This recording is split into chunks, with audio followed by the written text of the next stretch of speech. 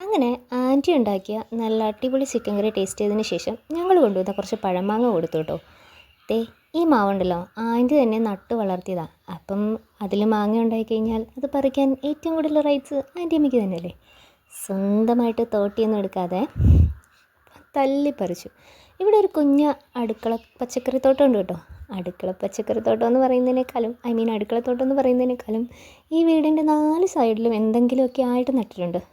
ആൻറ്റിക്കും അമ്മയ്ക്കുമൊക്കെ പണ്ട് തൊട്ടേ എന്തെങ്കിലും നട്ട് നനച്ചുണ്ടാക്കി കഴിക്കുന്നത് ഭയങ്കര ഇഷ്ടമുള്ള കാര്യം കേട്ടോ.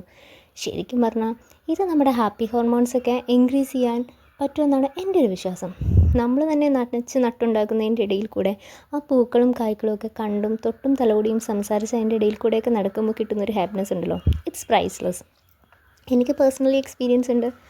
ഇവിടെ പാവയ്ക്കയും കോവയ്ക്കയും മാങ്ങയും പച്ചമുളകും ചീരയും ഒക്കെ ആയിട്ട് കുഞ്ഞു കുഞ്ഞു വലിയ വലിയ കാഴ്ചകൾ കാണാൻ കേട്ടോ. സത്യം പറഞ്ഞാൽ നമുക്കുള്ളിൽ എത്രയെങ്കിലും പ്രയാസം ഉണ്ടെങ്കിൽ അത് നമ്മൾ ചെയ്യുന്ന ഈ കാര്യങ്ങളിലൂടെ കൺവേർട്ട് ആകുമ്പോഴത്തേക്കും കുറേയൊക്കെ മാറി കിട്ടും.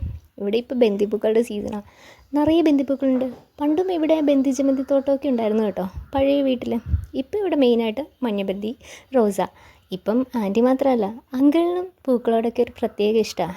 ഒരാൾക്ക് സമ്മാനിക്കാനാണ് ഈ പൂക്കളൊക്കെ, അവരുടെ പ്രിയപ്പെട്ട ഒരാൾക്ക്. അതുകൊണ്ട് തന്നെ പോകുന്ന എല്ലായിടത്തുനിന്നും ചെടിയും പൂവും ഒക്കെ അങ്കിളും പറിക്കും.